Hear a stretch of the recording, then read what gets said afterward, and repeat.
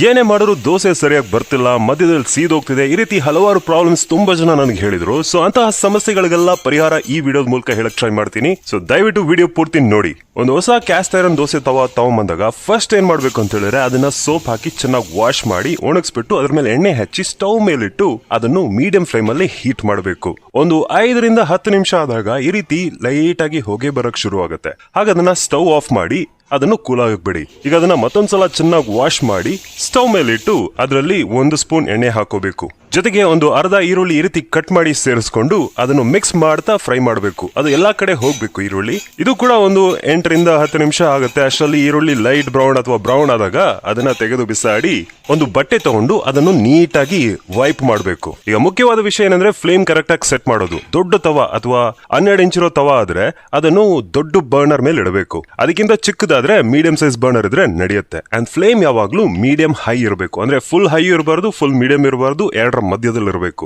ಸ್ವಲ್ಪ ಜಾಸ್ತಿ ಇರಬೇಕು. ಈಗ ತವಾ ಚೆನ್ನಾಗಿ ಬಿಸಿಯಾಗಿದೆ ಅಂದಾಗ ಅದ್ರ ಮೇಲೆ ಸ್ವಲ್ಪ ನೀರು ಸ್ಪ್ರಿಂಕಲ್ ಮಾಡಬೇಕು. ಹೀಗ್ ಮಾಡೋದ್ರಿಂದ ಏನಾಗುತ್ತೆ ಅಂತ ಹೇಳಿದ್ರೆ ಆ ಹೀಟ್ ಇದೆಯಲ್ಲ ಅದು ಈವನ್ ಆಗಿ ಎಲ್ಲಾ ಕಡೆ ಸ್ಪ್ರೆಡ್ ಆಗುತ್ತೆ. ನಂತರ ನೀವು ಬೇಕಿದ್ರೆ ಎಣ್ಣೆ ಹಾಕಿ ಆ ಒಂದು ಬಟ್ಟೆ ತಗೊಂಡು ಅದನ್ನ ಸ್ಪ್ರೆಡ್ ಮಾಡ್ಕೋಬಹುದು. ಅಥವಾ ಆಯಿಲ್ ಲೆಸ್ ಮೆಥಡ್ ಮಾಡಬೇಕು ಅಥವಾ ಬೆಸ್ಟ್ ಮೆಥಡ್ ಮಾಡಬೇಕು ಅಂತ ಹೇಳಿದ್ರೆ ಈ ತರ ಒಂದು ಈರುಳ್ಳಿ ಅರ್ಧ ಮಾಡ್ಕೊಂಡು ಅದರಿಂದ ವೈಪ್ ಮಾಡಿ. ಈ ಮೆಥಡ್ ಫಾಲೋ ಮಾಡಿದ್ರೆ ನೀವು ಎಣ್ಣೆ ಉಪಯೋಗಿಸೋ ಅವಶ್ಯಕತೆ ಇಲ್ಲ. ಇದೊಂಥರ ನಾನ್ ಸ್ಟಿಕ್ ಎಫೆಕ್ಟ್ ಕೂಡ ಕೊಡುತ್ತೆ. ಇದಾದ ನಂತರ ಇನ್ನೇನು ದೋಸೆ ಹಾಕೋಬೇಕು ಅಷ್ಟೇ. ಮೊಟ್ಟ ಮೊದಲ ಬಾರಿಗೆ ನೀವು ಒಂದು ಹೊಸ ತವಾ ತಗೊಂಡು ಫಸ್ಟ್ ಟೈಮ್ ದೋಸೆ ಮಾಡ್ತೀರಾ ಅಂದ್ಮೇಲೆ ಫಸ್ಟ್ ಟೈಮ್ ದೋಸೆನ ನೀವು ಸ್ಪ್ರೆಡ್ ಮಾಡಕ್ ಹೋಗ್ಬೇಡಿ. ಸೆಟ್ ದೋಸೆ ತರ ಈ ರೀತಿ ಲೈಟ್ ಆಗಿ ಸ್ಪ್ರೆಡ್ ಮಾಡಿ ಅಷ್ಟೇ.